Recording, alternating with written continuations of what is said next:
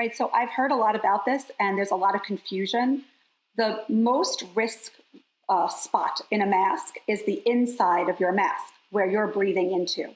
So you want to be careful when you put your mask on your face and over your nose and mouth that you don't touch the inside of the mask itself and that you handle the mask from the loops on the sides.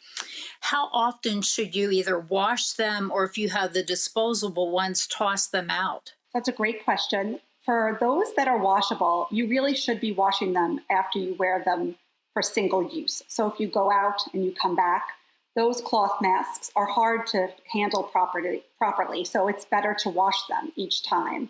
So it would be good to have a few masks on hand that you can rotate and use if you go in and out of your house more frequently. For our 3-ply loop masks, which are the surgical masks, those are designed for single use, but because of the shortage, we're being asked to be more responsible and not use them for single use. Because the virus can live on surfaces for several days, a good practice would be to have several masks that you would wear to go out, and then when you take it off, to put it inside of an open paper bag.